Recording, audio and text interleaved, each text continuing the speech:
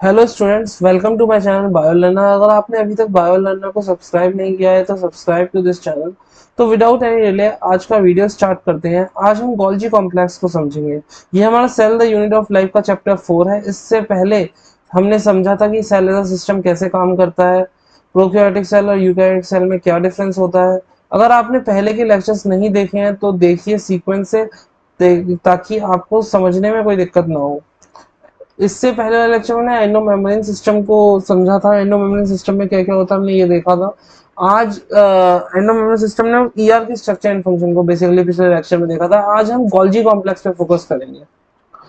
पहले हम नोट ना करें तो ज्यादा बेटर रहेगा, क्योंकि पहले हम एनसीईआरटी के बारे में डिस्कस करेंगे। मैं एज्यूम करता हूँ आप नोट करते होंगे, इसलिए मैं कह रहा हूँ आप थोड़ी देर में नोट कीजिएगा। पहले मेरे को सुन लीजिए। कैमिलो गोल्जी ने 1898 में इसे देखा था। बहुत सारी फ्लैट डिस्क शेप सैक्स हैं जिन्हें हम सिस्टर्नी भी कहते हैं। इनके स्ट्रक्चर को डिटेल में हम बाद में देखेंगे। सिस्टर्नी को पहले देखते हैं। सिस्टर्नी पैरेलली अरेंज होते हैं। ये न्यूक्लियस के पास कोइंसेंट्रिकली अरेंज होते हैं। इसके पास दो फेसेस होते हैं, कॉन्वेक्स सिस फेस मतलब फॉर्मिंग फेस, और कॉन्केव ट्रांस फेस। दोनों फेस डिफरेंट होते हैं देखने में, लेकिन इंटरकनेक्टेड रहते हैं आपस में। अगला पॉइंट काफी इंपॉर्टेंट है। गोल्जी एपरेटस का जो मेजर फंक्शन है हम देखते हैं वो पैकेजिंग का होता है।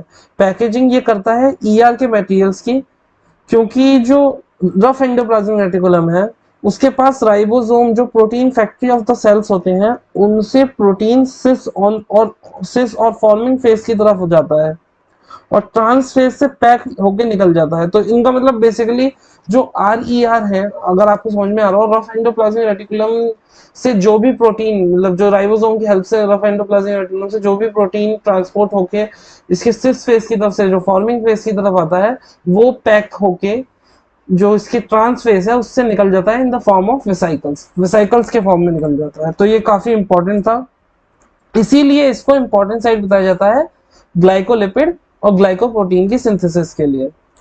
तो ये हमने एनसीईआरटी को बेसिकली जो ब्रीफ में मैंने बोला था कि काफी कम इसके बारे में दे रखा है। एंट्रेंस पॉइंट ऑफ व्यू से तो इससे काम चलेगा नहीं। तो हमें एनसीईआरटी का जो हमने था वो डिस्कस कर लिया। अब हम थोड़ा डिटेल में जाते हैं, देखते हैं, डिकोड करते हैं कि गोल्जी कॉम्प्लेक्स के स्ट्रक्चर और फंक्शन कैसे कैसे वेरियस एक्टिविटीज करते हैं। So let's start with the extra stroke points. तो गोल्जी कॉम्प्लेक्स में बहुत से गोल्जी कॉम्प्लेक्स के बहुत से नाम हैं। एग्जामिनर्स आपको अलग अलग नामों से इसको बोल के कंफ्यूज भी कर सकता है।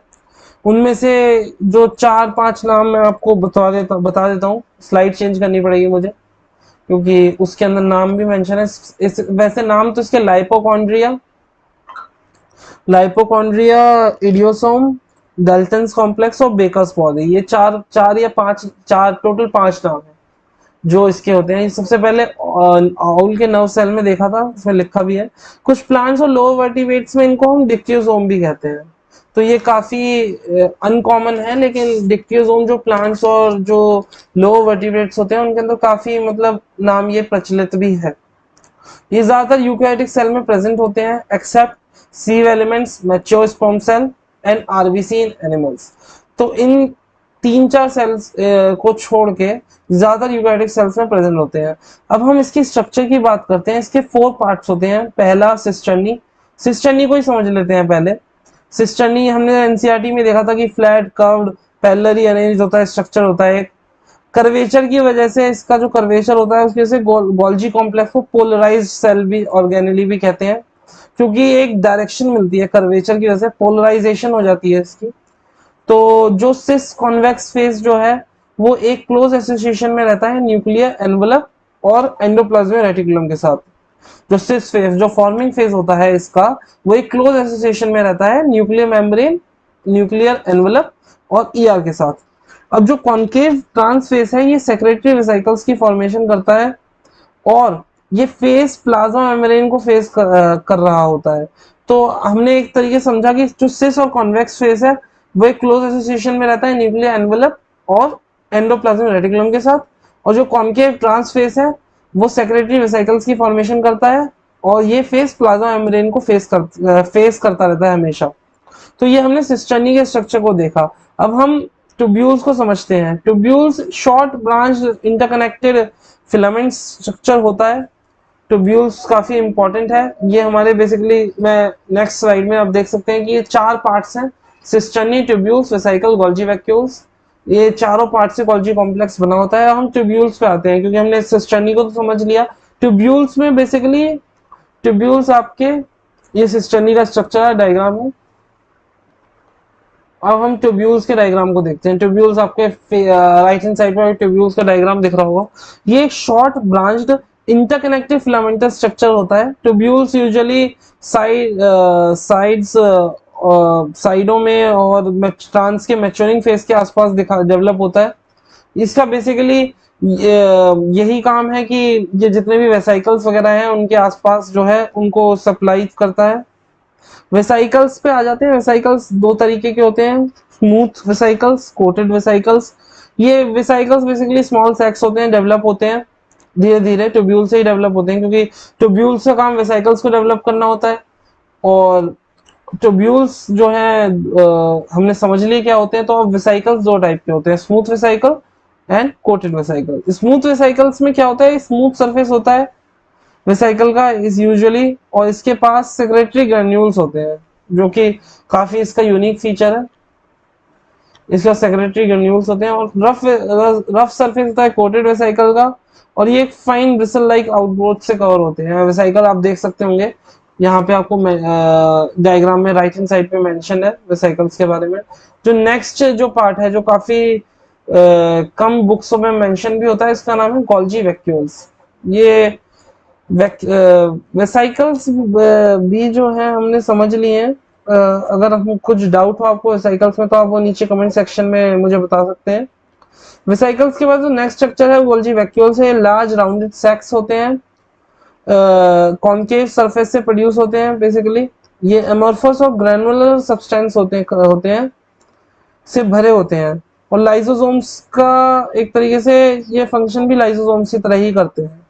सो ये हमने स्ट्रक्चर को समझा। अब हम गोल्जी कॉम्प्लेक्स के फंक्शन को देखते हैं। गोल्जी कॉम्प्लेक्स बहुत सारे फंक्शंस परफॉर्म करता है, वेरियस फंक्शन परफॉर्म करता है। वन बाय वन हम इसको देखते हैं।